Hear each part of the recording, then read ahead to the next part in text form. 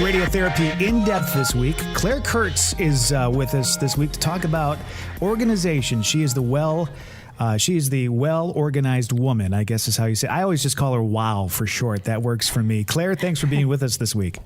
Well, thank you so much for having me. It's good to have you here, and I think organization is something that most of us strive for, and some of us see maybe like a glimmer of it in our life, but we don't typically get all the way there. Most of your clients, is that the type of people you tend to work with in your business?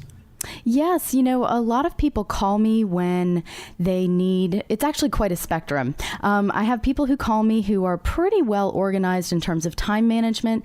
Their house may look like even a magazine spread, but when I come over, they have one particular small project that they might want me to help with. And then I also have people on the other end of the spectrum where the entire house is just completely out of control, and they're at a breaking point and they're desperate for help. There's often, they may feel some shame about the way their house looks or the way they can barely keep things together. So I try to come in and help people kind of calm down a little bit, reflect on what's going on, and we try to find solutions for them. So, Claire, it's more than just organizing the closet to where all the black shirts are with the black shirts and the pink shirts are with the pink shirts and the dresses are with the dresses and the pants are at the pants side. Yes. It's more than that, right? It's true. I often joke that I become a life coach sometimes. I'm definitely not someone who's been educated in the role of therapist, but I often end up becoming that person for people. They feel often like they can confide in me and ask for solutions, where in another situation with friends or even with family, they might not feel comfortable admitting to a weakness of some kind or seeking advice. I have to ask you this. You mentioned that sometimes you're asked to come in when it's gotten completely out of control. Right. And that immediately made me think of a hoarding situation. Yes. Yes. Have you been called she was thinking about her own apartment, of course. If you've ever been there, you know exactly what I'm talking about.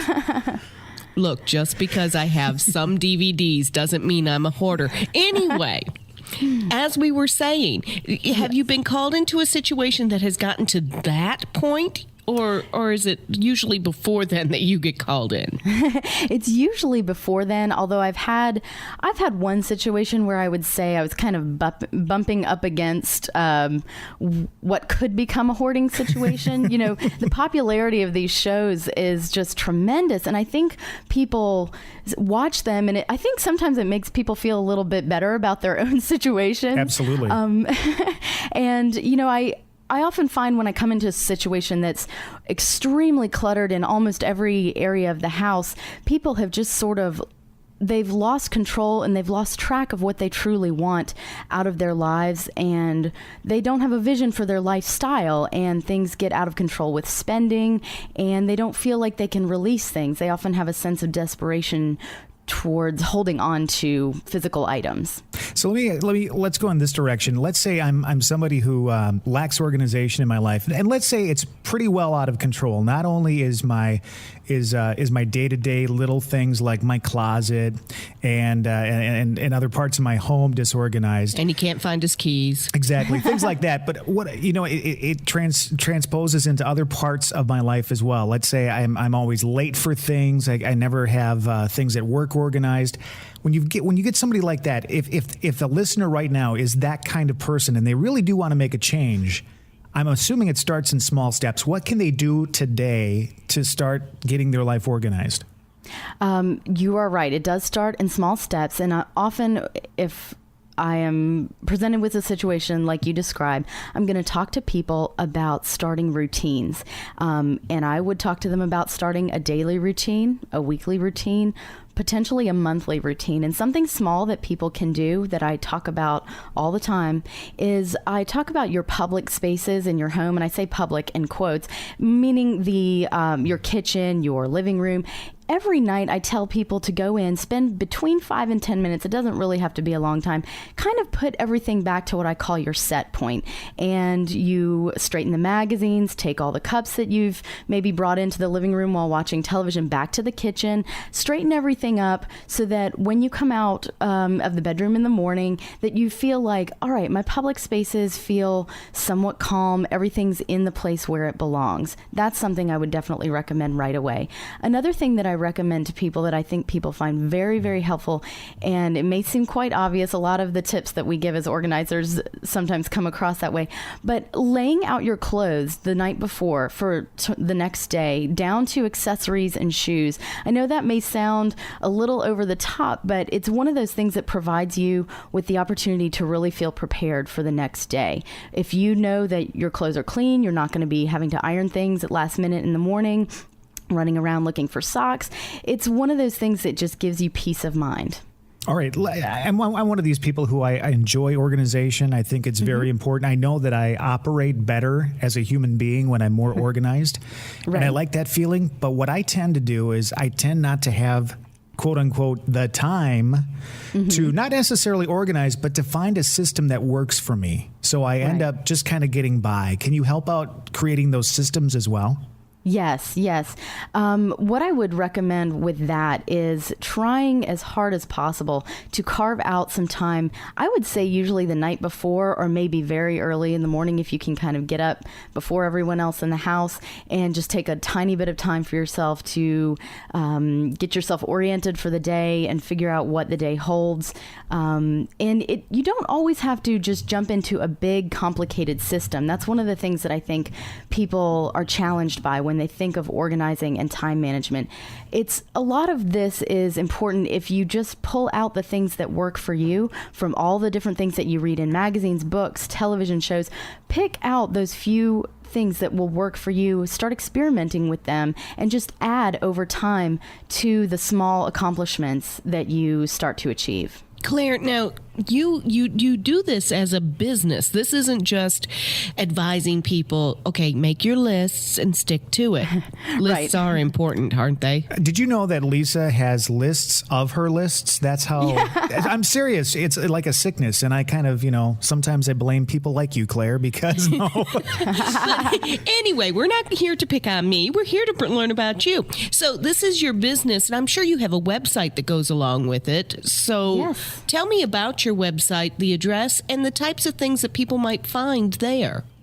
Well, my website is thewellorganizedwoman.com, and I also have a blog site, which is organizers.ws, and the two kind of work together to provide people not only information on what I can do for them in their homes or offices, but to provide, I do some blogging and I write articles for different publications.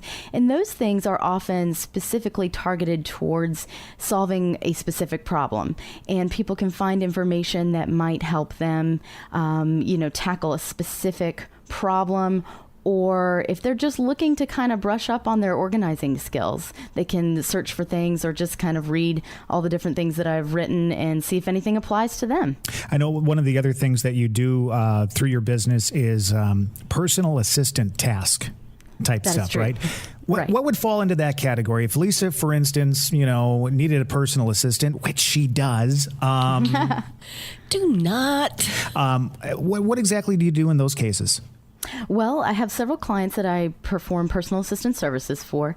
And what I would do for clients like that, it really is also one of those sort of spectrum activities. It can be anything from very mundane things like going to get groceries or helping to organize a closet like I would with any other client, to I'm helping a client right now find the perfect business card to help sort of move her brand in a different direction. I often work in those clients' homes. I will change their wardrobe out seasonally for them and reorganize if things start to get kind of out of control. I'll help plan travel.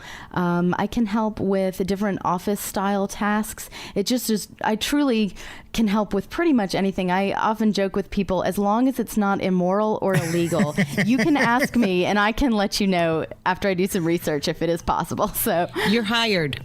Yeah. Great. You sound like the kind of person that would have helped me out with my homework in high school. Perhaps. Yes. Let's get that website one more time and the blog address as well, Claire. It is thewellorganizedwoman.com and the blog site is organizers.ws. I have one more question to ask before we go. Okay. Your website and your business is called The Well Organized Woman, but you'll help a guy, won't you? Well, she is Oh, the well-organized absolutely. woman. Do you understand that? Yes, I do, Yeah. but I just want to make it clear that she will help it's not just to organize women. Absolutely. I will help organize anyone who needs it. And it truly Including is that Todd. I am the well-organized woman. Well, so. I was going to say, are you? Let's be honest about it, okay? Are you very well organized? Is your spouse very well organized? Let's get a little dirt here. I am very well organized. I help keep my spouse well organized, I would say. That's exactly what I thought you would say. Hey, right before we went on the air, Lisa was kind of toying with you and saying, "Hey, would you do a little tip for us every week?" Are you still interested in that? I absolutely would love to do that. That would be a real privilege. Yeah, I think the listeners of Radiotherapy would really, really enjoy it. So let's stay on the line. We'll kind of work that out, okay? Okay, that sounds great. Awesome. Clara Kurt, she is the well-organized woman, and you are listening to Radiotherapy In Depth this week on Radiotherapy Online. Radiotherapy.